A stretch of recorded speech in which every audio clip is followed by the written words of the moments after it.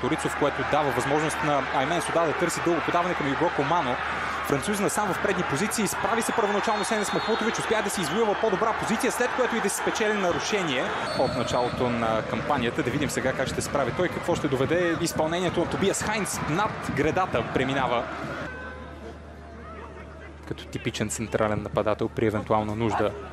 Центриране, топка в ръцете на Бенгюзов, изключително активен от началото на срещата е Венцислав Бенгюзов и намира свободния отляво Андрей Йорданов, който тръгва на скорост към наказателното поле. За сега спряно от Кареасо, не особено успешно обаче. Изстрел на Йорданов с по-неудобния за него десен крак, който е блокиран.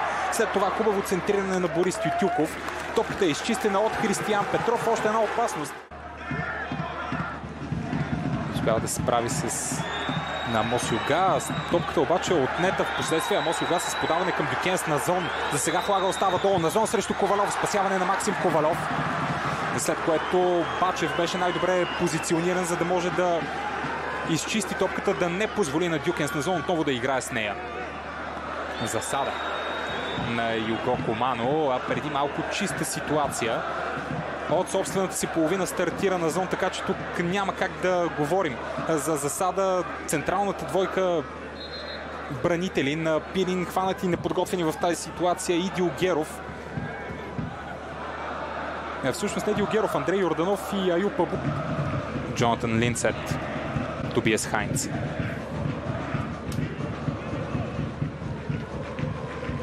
Хайнц търси центриране към далечния край на наказателното поле. Майкъл Естрада стреля леко изпълнение с глава на Майкъл Естрада, което нямаше как да затрудни Максим Ковалов.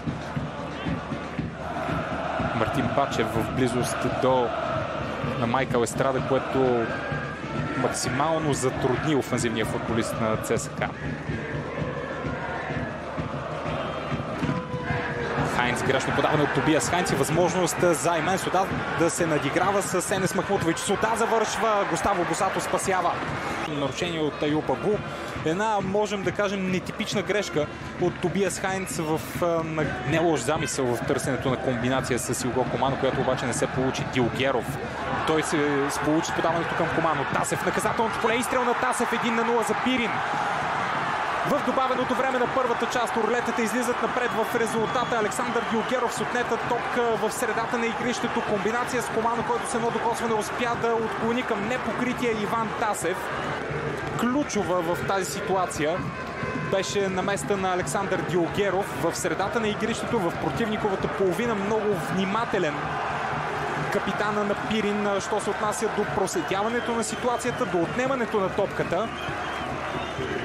Точното подаване към Юго Комано и оттам насетне завършващия изстрел на Иван Тасев. Амос Юга бе човека, който не се справи с изнасянето на топката за тима на Нестор Ел Местро в заключителните секунди на първото полувреме. Хайнц към далечния край, този път по-различно изпълнение, има го и завършващия изстрел. Спасяване на Максим Ковалов, Енес Махмутович с точното изпълнение.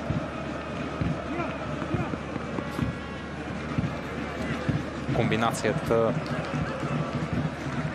с Аймен Сода. Брайан Морено надясно за Иван Торицов. Затворен беше Иван Торицов, не можа малко по-рано да потърси центриране. Намира Марселино Кареасо отвъд пределите на наказателното поле. Първо изпълнение. Достатъчно лека топка, с която бразилския страж да се справи. Торицов получи от Шопов. Линдсет. Юга веднага праща топката наляво към Матиас Фаетон. Той вече в наказателното поле. Фаетон, завършващи изстрел на Матиас Фаетон. ЦСКА изравнява резултата. В 79-та минута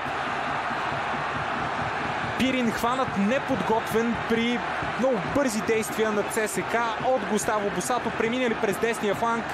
Топката стигна до лявото крило, където включили се като резерва. Матиас Фаетон се възползва по възможно най-добрия начин и успява да преодолее Максим Ковалов.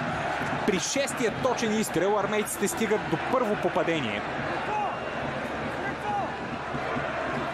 Не, една от смените, които Нестор Ел Местро направи, се оказва на този етап печеливша.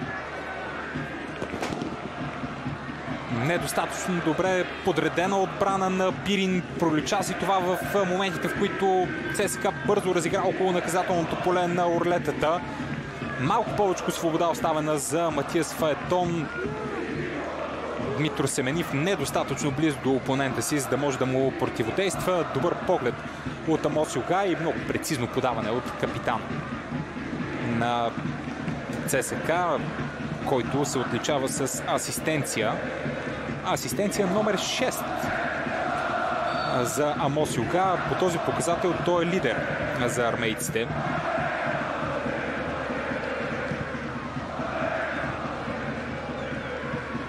За Матиас Фаетон пък това е дебютно попадение с червената фланелка. Той идва в неговия 12-ти матч за армейците. Отново Фаетон. Този път подаване от Фаетон. Има го и завършващия изстрел обрат за ЦСКА. Джонатан Линцет се разписва в рамките на малко повече от минута.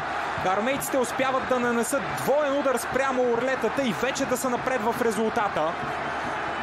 Гол и асистенция от Матиас Фаетон. А това със сигурност се оказва един от печелившите ходове на Нестор Ел Маестро. Какви минути само за гостуващия отбор. Може би в даден момент Пирин се виждаше с трите точки. Пирин беше изключително близо до това да води в заключителните минути на двубоя. В рамките на 2 минути обаче ЦСКА реализира 2 попадения чрез Матиас Фаетон и Джонатан Линцет, за да може армейците вече да са напред в резултата при оставащи по-малко от 10 минути до края на срещата. Добрата скорост още веднъж на Матиас Фаетон. Достатъчно прецизното подаване към включващия се от втора позиция Джонатан Линцет, който беше абсолютно непокрит.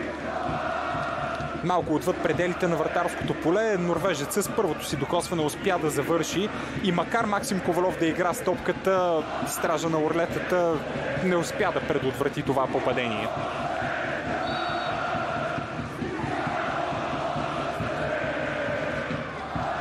Междувременно беше извършена промяна. Ще се доближи на 2 от лидера Локомотив, който вчера загубил дома от Берое. Аюп Абу. Извърши нарушение Аюп Абу, за което получава и жълт картон. Той е втори за него. Пирин в заключителните минути на срещата ще бъде с човек по-малко. Мисля, че достатъчно ясно осъзна Аюп Абу какво е направил за закъснялото си влизане срещу Християн Петров. Ключови за ЦСКА последните 2 точни удара. Данил Асприля. Матиас Фаетон. Фалсово изпълнение от Фаетон. Спасяване на Ковалов. Амос Юга завършва с първото си докосване. Много неточно изпълнение по начина, по който му се искаше. Преди да бъде изпълнен този корнер обаче прозвучава последния съдийски сигнал на Драгомир Драганов. След обрат ЦСКА успява да спечели визитата си на